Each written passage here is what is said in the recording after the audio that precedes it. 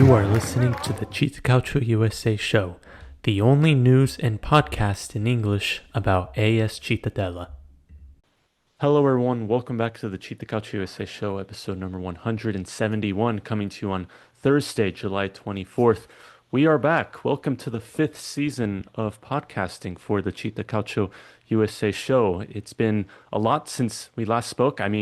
Quite a lot since the last podcast, all the way back in May. There was a relegation, there was a exodus of players, a new coach being pronounced, new players, and now Cittadella starting their preseason, as always, up in the mountains in Lavarone. So we have whole things to catch up on this episode. This, for the most part, this episode is just going to be about catching up and to see where we've been for these last few weeks. So to help me, we're glad he is back and we are grateful for him. We actually saw each other since the last time we spoke in, I believe it was April, since we had him on the podcast. Please welcome back Carlo Cecino from the Cittadella press room. Carlo, how are you? Hi everyone. So I'm fine. Thank you for inviting me in your podcast. I'm always happy speaking about Cittadella with you and in your podcast. So hi everyone. Yeah, we're happy to have you back. Like you said, Carlo, I think the last time we spoke was the game before Sampdoria, which proved to be a Sampdoria. really huge game in the context of the relegation battle. Obviously, Cittadella losing that game 1-0, and that proved to be one of the downfalls of this season for the Yeah. Granata.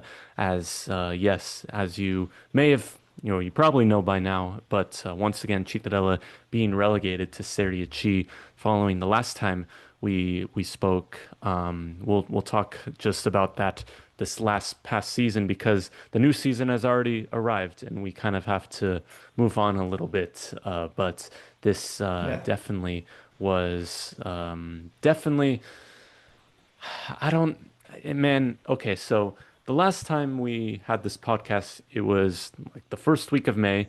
Cittadella just coming off a 1-1 draw against Frosinone and preparing for their penultimate match against Bari. We had Jeremy Bowling on that podcast talking about the game, and this was basically a do or die match for Cittadella. Actually, at halftime, at the moment, they were mathematically relegated, but they had rallied back to win 3-1, goals from Rabi, Palmieri, and Pandolfi to kind of set up this final game against Salernitana, do or die, because also Salernitana was also in this relegation race. So this was a very key moment, and I'm really sad that I was not able to do a podcast.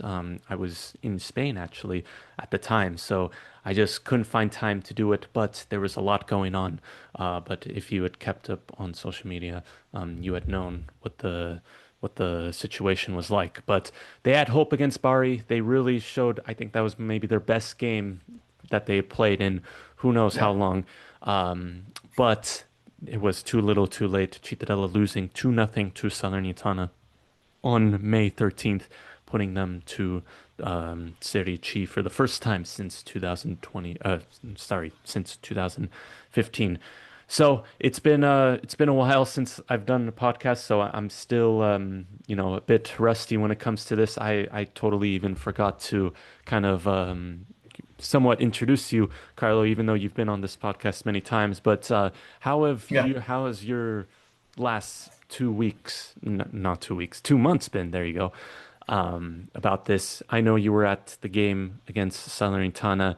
This Yeah. was just, I think we could both agree, a deserved relegation for Cittadella. Yes, because if you read the numbers that Cittadella produced during the last year, unfortunately for Granata fans, the team has deserved the relegation because Cittadella didn't win a game at home for 5 months until the last game of December. 3 wins at home all season, the Yeah, worst in Serie B. the worst in Serie B. Yeah. Then yes, Cittadella away. has won some important games like the game in Jugoslavia, the game in Cosenza, and then they played some good games away. But if you if you have a team, you are a team that you have to keep the Serie B. You have to uh, take some important wins at home. It's vital because if you, for example, Carrarese have taken a lot of points at home, and they yes, now they are in Serie B, but Cittadella has a very bad bad games at home. Yeah. Speaking about that game against Salernitana, it was very frustrating game to see for Cittadella fans because Cittadella didn't show up the character, the energy to gain an important win because it was a do or die game. If Cittadella have won that game, they have an opportunity to stay in Serie B with the play out against Sampdoria. But in that game, Cittadella show up to the rest of the teams. Why Cittadella has relegated in Serie C after 10 years. And then, yeah, I think it was deserved, but if you at the same time there are lot of regrets because Cittadella in the last 2 months had 5 games at home, very important against Brescia, Salernitana, Bari, and Carrarese. But Cittadella needed to win a game at home, so it is the most regret for the club, for fans, because it needed such a win at home. But Cittadella didn't win this important game. Yes, the fight against Bari, I think it was such a light in the darkness, Hmm. and they didn't replicate the same kind of game against Salernitana. And against Salernitana, I don't remember a very important highlight for Cittadella in a shot, or I don't know, a Hmm. very important game for all the players, and then they like to uh, they were freezed. I don't know. They didn't Yeah, they the looked fire.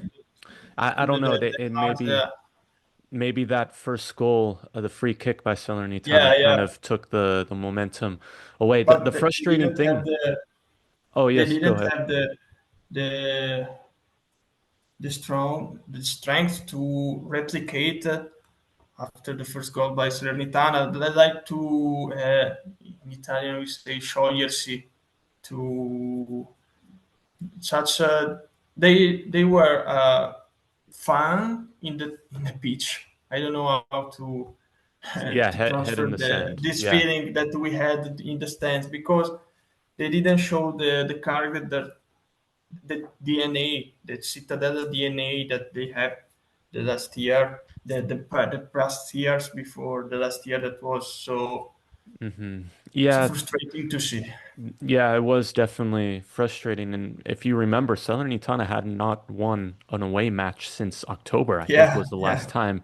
yeah, And you saw what Cittadella can play like against Bari, and they just did not show up in that game against Salernitana. I think that was the most frustrating part. But, if you look at the big picture, one win in their last 10 games, only three wins at home in the entirety of the year and 19 losses. Half of their games were basically losses. So, I mean, it's hard to say they don't deserve to be relegated because this was, I think too many mistakes from last summer and from the season prior. Whether yeah. that was sticking with Guarini or was Dal Canto the right person to lead the job, I'm not sure. And you know, I think you were talking about that Cittadella DNA, that grittiness, that fight spirit, that was really missing for the entirety Yeah, of the season. And once we get into Manuel Iori and his announcement or his arrival as the head coach, maybe we could talk about maybe he could bring that kind of energy back yeah, to yeah, back to the team. But I mean, the frustrating thing also is because no matter how bad the season went for Cittadella, they were really one win away from making playouts and possibly surviving. Because if you remember, the very first game of the season against Salernitana also, Cittadella yeah, leading in the 90th minute 1-0, and they ended up losing 2 goals in stoppage time. Had they won that game, they would have made the playouts. The same thing, I mean, you could say I think those 3 losses in a row in April against Sampdoria, Reggiana, and Brescia, all 3 teams in the relegation zone, they all lost. They didn't even get a single point. That I think that was the moment you could see. I think yeah, yeah. it's over. Yeah, the Also, the game. I said this. I remember saying this in March. The 5-1 defeat against Südtirol at home. I remember oh saying. yes, I remember these exact words. This is the type of game you don't recover from. And since that game, Cittadella only won once, and it was unfortunate because the game prior they had won in Castellammare against Juve Stabia, and they were sitting mid-table and they yeah, had been yeah, getting yeah, some wins. They got a win in Pisa, they got a win in Cosenza. You can maybe see that, all right, maybe this was the win that maybe could propel them to safety. In the end, it did not. And if you look at a team like Sampdoria, who did survive after one crazy ending, listen, like it's frustrating also because there isn't really much difference between Sampdoria and Cittadella in terms of how they played this season. I mean, I've watched a few Sampdoria games and they looked awful. They yeah, were just yeah, really, really poor all around for the entirety of the season. I mean, whether they deserve to stay up, it's a whole different story. But that's the I think Cittadella is gonna look back and regret on because there are teams like Sampdoria who really were just as bad as them, yet they're in Serie B next season, while Cittadella has to restart from Serie C. But um, that's how it is.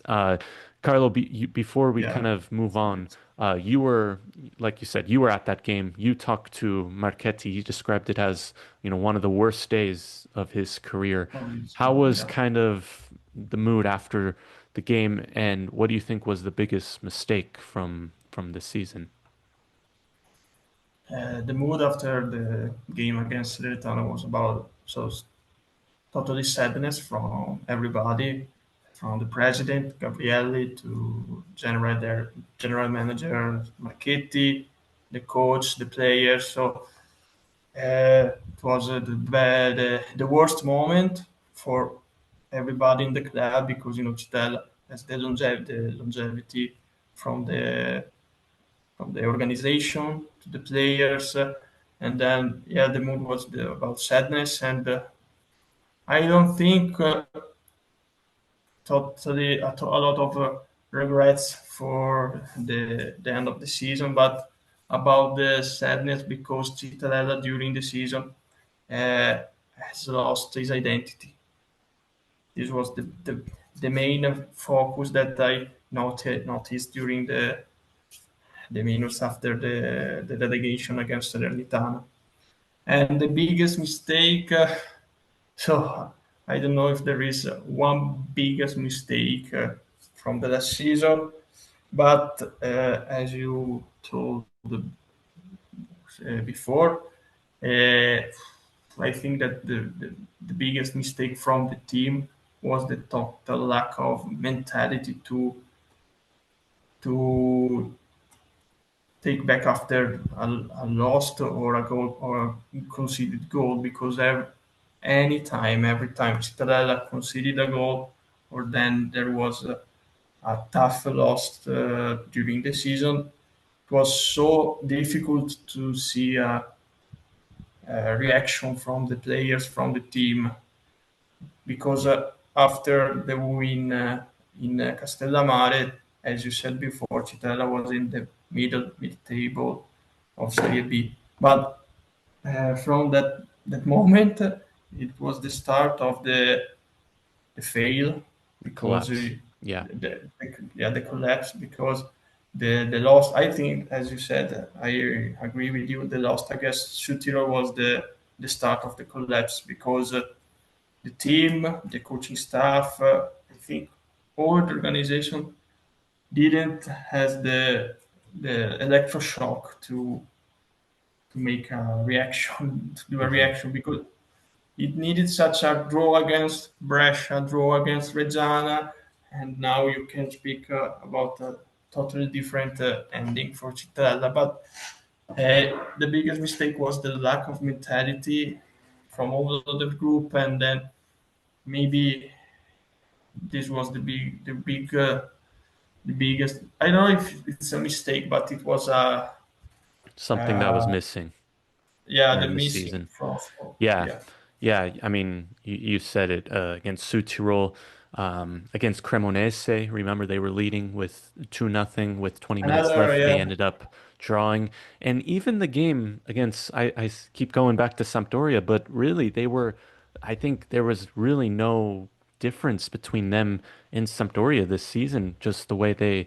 With the way they played, I mean, losing 1-0 in Genoa. I know it was Ivani and Lombardo's first game in charge, but still they had no shots on target during that game. It was no, really a sad performance from a team that was, in that relegation fight that really needed points in that, and it was just a very disappointing display. And then yes, as you said, those three straight defeats against Sampdoria, Reggiana, Brescia, that was kind of the final nail in the coffin, and there yeah, was yeah. no way coming from that. But you know, that sadness period in May kind of quickly turned into happiness because guess what? In June, I was able to return to Cittadella for the first time in over a year. And it was so nice because not only that I got to see Cittadella, I got to see Padova as well. And so we met up with you, Carlo, as Yeah, well as Enrico Leo. We had a nice chat there and went to a nice, how do you say it? Aperitivo? That's aperitivo. Yes, Aperitivo, yeah, yeah. So it was awesome. Once again, thank you for taking that time. We talked all about kind of what you're we just welcome. talked about, the relegation and who's going to be the new coach and whatnot. But during that time, there was also another thing going on. That was the Brescia chaos. Now, Brescia, initially surviving in 15th place, got deducted 4 points just before Salernitana was going to be in the playout against Frosinone. They Yeah, got deducted 4 points, sending them to the relegation zone, and they eventually folded as a club, making a new club, Union Brescia. I think that's yeah. what it's called, and they are expected Unione to play Brescia. Yes, in Girone A, which is Cittadella's, going to be division in Serie C yeah, next season. But Brescia, that was the just totally chaos and earthquake, as they say, what happened there, and allowing Sampdoria to get another chance, and they eventually survived, putting Salernitana to Serie C, double relegations back to back for the yes. team from Salerno. So it's that I think that's going to take too long to explain and talk about. So I think a lot Yeah. of I talked enough about it on Speaking Serie B with Elias. So go check that out if you want to hear more about that. But let's kind of fast forward now to the present because the new season has started for the Granata, new life in Serie C. And what better way to do it than announce the return of longtime player, the leading appearance leader for Cittadella, club legend Manuel Iori, being announced as the head coach of Cittadella 5 years after he first retired as a player in 2021.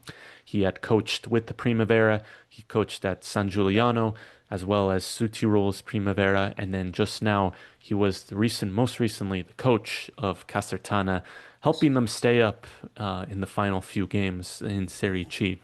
So he is home, as we say. Yeah, he's back home yeah, in his place. So this was a long process. Ever since Cittadella got relegated, I just kept hearing the name Iori, Iori, Iori in the press, and now I think it was inevitable that he was going to be head coach after retiring 5 years ago. We just didn't know when. It could have been, they were saying he was going to become the coach right after yeah, he retired, but that wasn't going to happen. I think he needed time to kind of grow and yeah, to learn as a head coach. But now he is the head coach. So, Carlo, you were at the press conference for yes. him just a few weeks ago. What were your kind of takeaways from Yori's press conference? And do you think this is the right step for him and for the Cittadella taking them, trusting him as their new head coach in Serie C? Yeah, in my opinion, it's the correct choice for Iori and for Cittadella because after the relegation, the environment was very sad, and it needs such a scossa. And Iori is the right person because it's a legend for everybody in Cittadella. So it's like president Yeah, for all. It's a symbol. It represents the Cittadella DNA, and it's the most important thing because as Marchetti said during the press conference of presentation, he would like to see the right identity this year with Iori, and Iori is the right person to transmit all of the players this DNA. And for me, it's the right time for Iori. It needs such experience after his retirement from professional football, and yeah, it has some bad times because in San Giuliano he was sacked, right, and in Casertano, it, it hasn't lived the perfect moment, but after the first resignation, Casertana called him back, right, and and he, he arrived at the goal to keep the Casertana team in Serie C. And it wasn't an easy job right. because for the situation that Casertana has lived the last year. And now it's the right step for him to take Cittadella in Serie C. He knows Serie C because he trained last year, and so he knows the, the competition. So it's not the Pool C. It's different from Pool A, but he played in Pool A with Cittadella 10 years ago when Hmm. Cittadella. A- Uh, And the, he's been promoted twice as a player yeah, for Cittadella, one in 2008 and one in 2015. he knows how to be promoted in Serie B.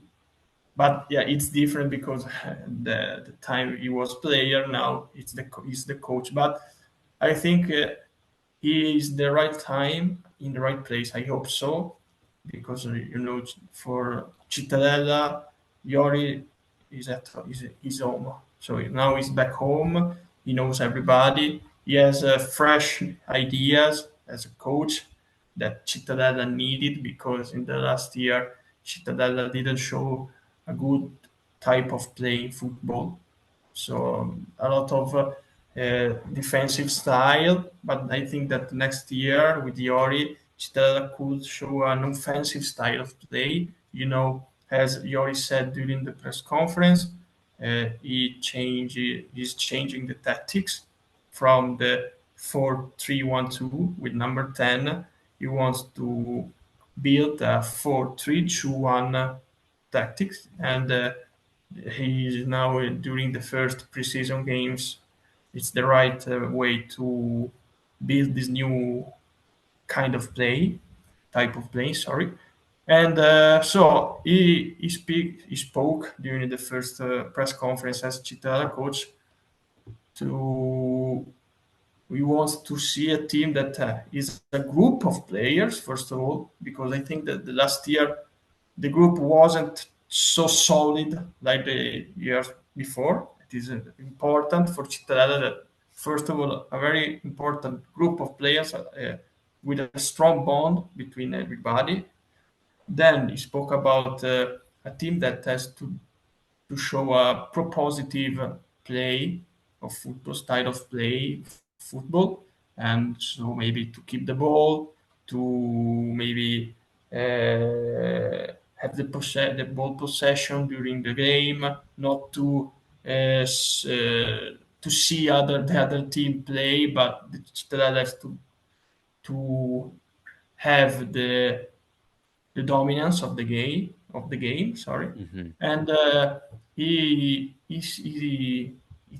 told that you want to see that everybody has to do the simple things in the right way. Hmm. Simple things in the right way. The firstly, you want to see that this. And then after the first weeks creating the team, maybe you can add some other tactics, some other way to develop his thoughts of football, his tactics, or his thinking about football. And yeah, I think it's the right choice for everybody. I Hmm. don't know if Cittadella could straight away win the tournament next year because what happened 10 years ago was a mix of factors. The right coach, Venturato, and the team was very, very strong at that time. This year, there is two teams in the Pool A that could have could fight for the top Hmm. for the first position. There are Vicenza and the new Unione Brescia. Brescia, yeah. Brescia is it's all new, so I don't know how to expect from that. But Yeah. Vicenza last year was second in the pool. Then the year before they played the playoff final. There, but Vicenza are changing a lot of players in this New coach transfer too. market. A new coach, so everybody these are the three teams that I think will fight for the first position, and all of the three teams are two new coaches. Cittadella and Vicenza, and Brescia is a new society, a new club. Hmm. And now we have to see how the fans react after this fusion from the past Brescia and the Feral Pisalò. I think they will play in the stadium of Brescia. So uh, there isn't the team that will uh, dominate the will win the championship from the first day. Next year, as happened last year, Padova was first in first position from the first game until the last game. I think Well, next year, well, after there Vicenza were kind of blew it at the yeah. end. But Padova was the first in the first position for the, I think 37 games on Yeah. 38, Yeah. and They were I flying. yeah, and I don't know if next year there will be a team that will take the lead from for totality of the games, and it's interesting to see. We now there is the first steps of the new process, and we will see how the process will go. Well, yeah, I think it's going to be very interesting because, like you said, Vicenza changing coaches, changing players, Brescia, who knows what to expect from them, and then, you got Cittadella where I think Cittadella is in a lucky state because if you look at Cosenza or Salernitana, I think they're still, they're unpredictable in terms Yeah, of financially, in terms of, players. I think Cittadella is much more stable. Stability, yes. Stability with economically, and I think if Vita, Pavan, Salvi, those three guys, core guys, are staying, I think that would Yeah, benefit them a lot. And yeah, I mean, I think Iori is a good option. Like I said, I think it was inevitable that he was gonna come back and to take the head coach, and I think Serie B may have been a step too challenging huge just step. Yeah, because it's very risky, and there's a lot more at stake. Serie C, I yeah, think that's a lot more. I think he'll thrive more here rather in Serie B just because of the. I think Cittadella is expected to be one of the favorites to at least yeah. make top four, top three in Top the four, league, yeah, and I think there's definitely a lot more room for him, less pressure, let's say, for him yeah, to get back into Serie B.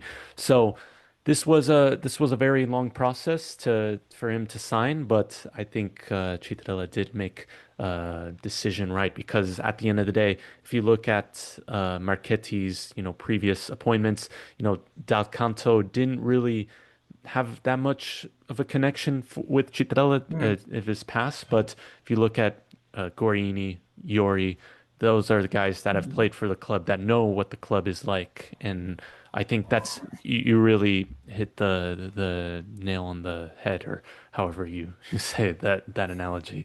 But really, the attitude, the mentality that Cittadella has been yeah, yeah, missing, especially last season. I think that's the main thing Yori has to get right. And I think he will get right just because he has been in this position before. He knows what it's like to be in Serie C with this club, with Marchetti, with you know other you can see. players in the staff in the club. He knows what it's like. I mean, he's played over 300 games for the club, so he knows how it is to be in these shoes. So I think it'll be. Yeah, I think he would be the right man to really fit in this role. So with Iori coming back from Cittadella, Cittadella has already signed a bunch of players that I was not able to talk about in this. The most recent being Carlo Crialese, left back, kind of replacing Eduardo Sangelo and Lorenzo Cardisone, who both went to Frosinone and Juve Stabia, respectively. Another key departure was Elan Castrati, who announced his departure after 5 seasons with Cittadella. So Cittadella, without a goalkeeper, although I think Luca Maniero will start unless Cittadella do sign another goalkeeper. Elio Capradossi, center back, going to Romania, signing for Universitatea Cluj in Romania. He actually scored on his debut, and he's going to be playing in the Conference League qualifiers, actually. So, good for him. But yeah, Cittadella is signing a handful of players, some of them being used to be played under Yuri, like Riccardo Gatti, the center back, as well as Destiny Egravida, the winger who yes, was on loan for Casertana, young player. But I think the main one, as well as the first signing, was actually Emanuele Anastia, this who is striker from Trento. But I think the biggest one so far, I think it's going to be playing a key factor is Andrea Barberis, midfielder, lots of experience not only in Serie C but also Serie B. He played with Monza, Crotone, so big pickup for I think for experience as well. If he's going to be playing alongside Vita and maybe even Pavan in center mid, I think this is a really strong quality sign. I think in Serie C you do need that mixture of experience as well as youth, and I think Barbieres could definitely put this together. yeah, So. yeah. Do you have any thoughts about the transfer market so far? I know Cittadella is already losing quite a handful of players, good quality players like Massangelo, Carisoni, Yeah. Castrati. So, what's your thoughts on this? So when you have to starting again after the relegation, you know that the main players have a lot of recast from Serie B, in this case, like Masciangelo, Carissoni, and then Castrati. So it's like a physiological thing that you have to change a lot of players. And I think that the next player Cittadella will sold is Pandolfi, Mm. that has a lot of he he could come back in Serie B. There is Bari, Catanzaro, and other teams that want to buy Pandolfi. And I think it will be the most the next operation for Cittadella. And I think that Cittadella bought a lot of players that could make good things next season. So Egareva and Anastasia are two wingers, and it's important that Cittadella have taken this role of players, because if Iori wants to play with the 4-2-3-1, you have to have at least four wingers. Mm-hmm. Anastasia last year scored 10 goals for Trento, and he started like a right winger, so it's important. And then Egarepa is a young player that showed good things in the 6 months in Casertana. He is a player that wants to dribble, he's fast, so could be an important addition for the team. Mm-hmm. But as you said, Barberis will be crucial for the team because he has a lot of experience. So if you think that he win the Serie B with Monza and a year before with Crotone, so he played in Serie A, he played a lot of games in Serie B, and I think he's the most important signing for Cittadella. It's And like a sort of like a player like Iori was 10 years ago, that because he leader, has a lot of, maybe yeah, that a leader very, that Cittadella had been missing for a yeah, while. yeah. I think that the Marchetti wanted to buy Barberis, or in this case to sign Barberis, because he was a free agent, Mm-hmm. because he needs a leader in the mid as a midfielder, and Barberis is the right player. So the so Barberis, after of a very tough injury last year, the knee injury, and it wasn't easy for him to coming back, but it has passed a year after the injury, so I hope that he could be fit during the season. And Barberis, he is fit. He's a player that could dominate in Serie C as a Yeah. leader in the midfield, and it could be the that experienced player that could help Casolari to develop all of his potential. Yeah. And I think that Casolari Barberis could be the two players that stay in the mid as midfielders. And Gatti, I saw Gatti in the first trainings. He's very physical defender, but he he talked about him as a player, and he liked to play with the ball, to to lead the ball, to maybe the as a not a defender that wants only to defend a goal, but also to start the possession of the ball. And it's important, as Iori wants to see a team that want to keep the ball, and Gatti could be important for this type of work that he has to do as a defender. And the last signing is Criadese, another important player because he has a lot of experience. He Just won won the Serie league C with, well, he just got three promoted with times. Pescara.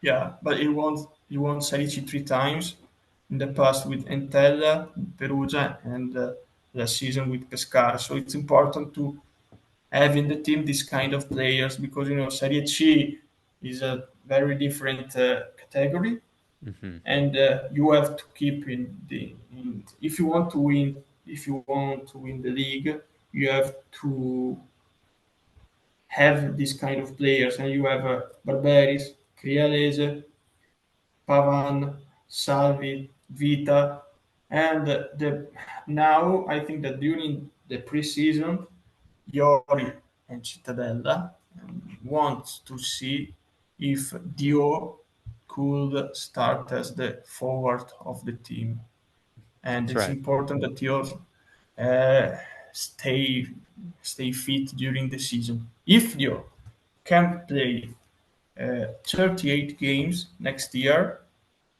he could score a lot of goals for Cittadella, and in Serie C, it could be a very key player. Yeah.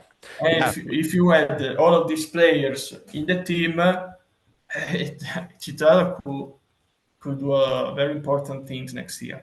Yeah. I mean, we didn't even talk about, maybe one of the, I wouldn't say the main reason, but I think a Ah, yeah. disappointing thing for Marchetti and for Cittadella was just the fact that Diol rarely played for Cittadella. He was expected to be that man to really help the Cittadella attack last season when they really needed, yet he really couldn't stay fit and didn't appear in many games for Cittadella, and I think that was the most disappointing part. Yet, if like you said, if he could get fit, if he could start consistently, I think he has potential to score a lot of goals as well.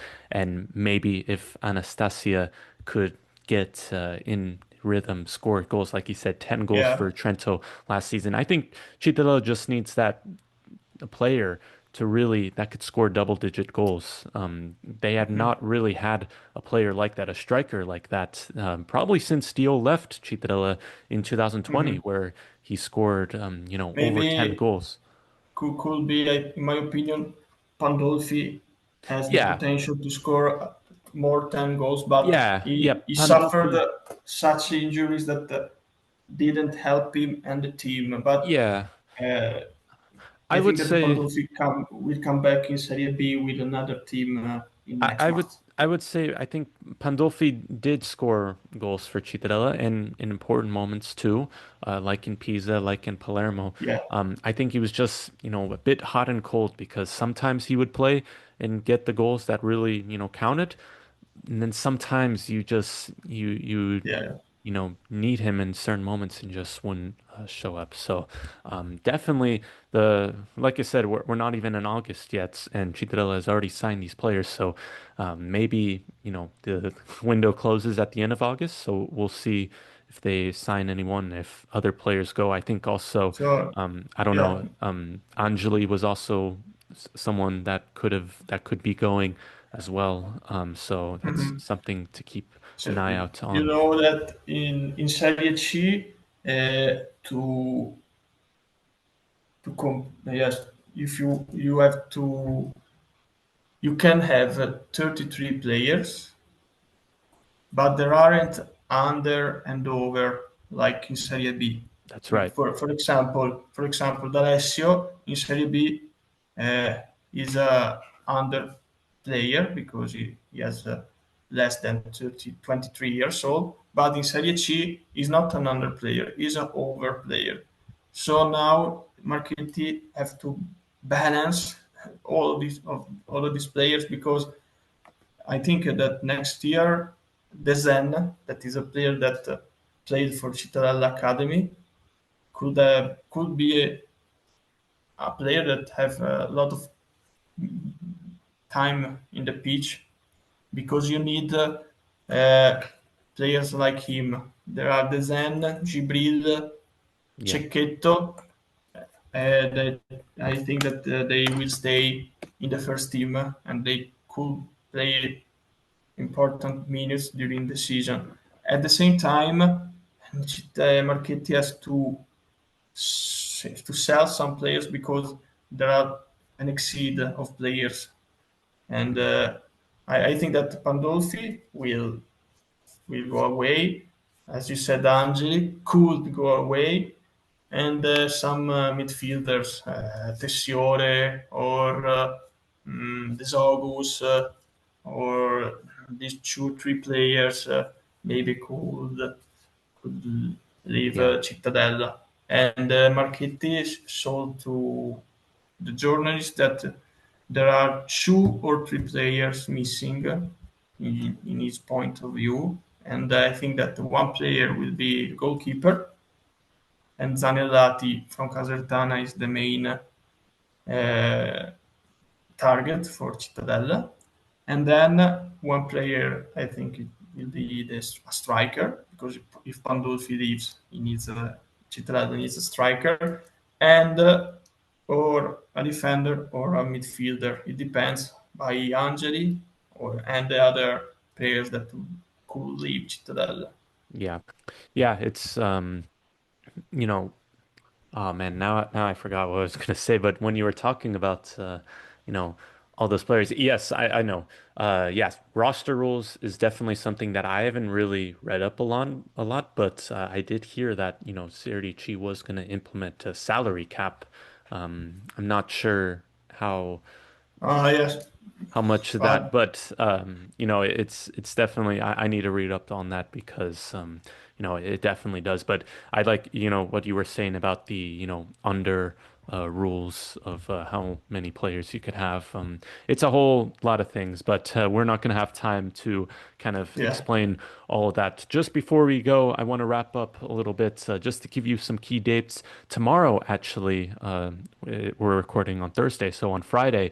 The three Serie C groups will be unveiled. yeah, Cittadella likely going to be in Serie and Girone A, so the Group A, alongside Vicenza, probably Union Brescia, the new Brescia, and you'll have Trento in there. You'll have Lecco, Lumentane, Lecco, all those Gian teams. But Erminio. it'll be all official.